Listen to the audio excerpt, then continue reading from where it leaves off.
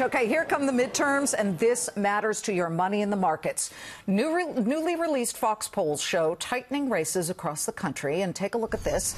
The midterm Senate races in Arizona and Missouri are now in a dead heat, as other races really kind of tighten across the country. But perhaps one of the fiercest arguments right now is whether the bitter Senate race in New Jersey is still lean Democrat or now an outright toss-up. Cook Political Report says it's a toss-up between GOP nominee Bob Hugin and Senator Bob Menendez. But Nate Silver's 538 says nope. Menendez has led just about every poll. Republican challenger and former Celgene CEO Bob Hugin joins me live in studio. How close does it feel to you? Polls are sometimes right, sometimes they're way off. There was the very latest one is this Emerson College online poll. Bob Menendez has 47%. You're at 42%. Tell us what you're doing. Well, I'll tell you, there's two things. The only poll that matters is November the 6th, obviously, but the feeling out in the street is just really incredible momentum. It's incredibly energizing. Our own polls, the last poll we did, we were up a couple of points. So I think it depends on who comes out to vote. That's what this election is going to be about. Who gets their voter out? Well, as a former CEO and a J.P. Morgan bigwig. We cover J.P. Morgan all the time, and that is also in your history. As a businessman, that mirrors Donald Trump. However, that, you're pretty clear to say, is where the comparisons end.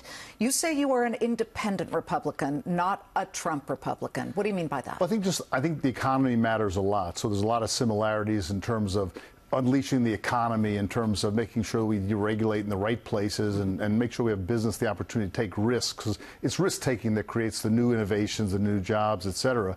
But I'm a Jersey guy.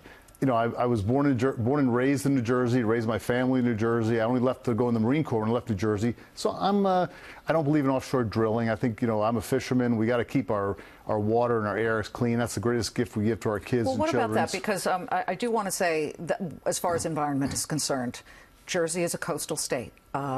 I live on the Hudson River.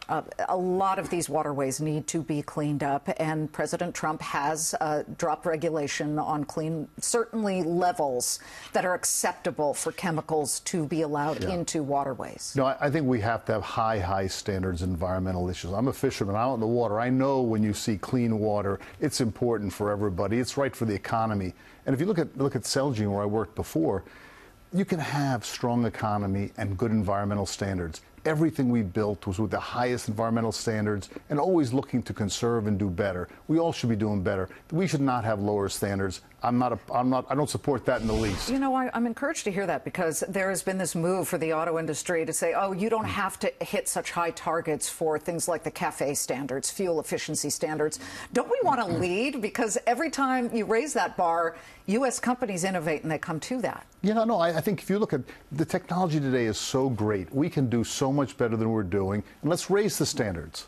Okay. I do just want to talk about the pharma executive background on you, because, of course, your opponent has seized upon that and the fact that you raised drug prices for cancer victims. It's resonating, whether it's true, whether you hate it, like it or not.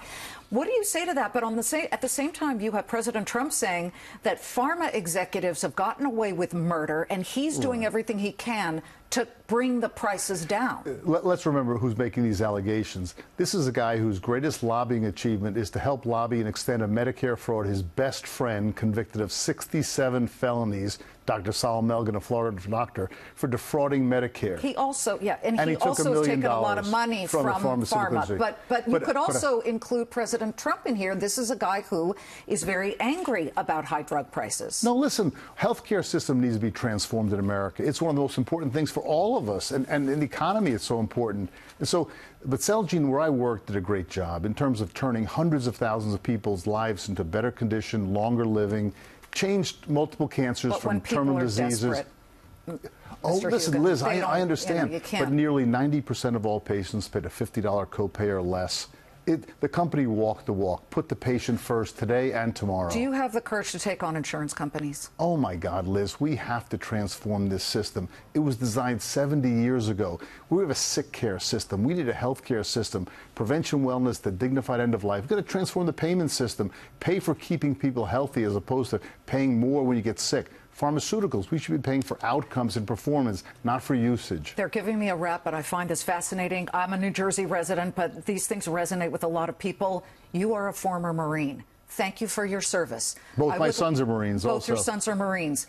Where do you stand on President Trump saying 5,000, possibly up to 15,000 troops going down to the border to hold off the caravan of people who are looking for a better life? Listen, we need comprehensive, compassionate immigration reform. We have to have secure borders and enforce the law, but we should do it legally and we should do it appropriately. So we shouldn't, anything we do, we would never separate children from their parents.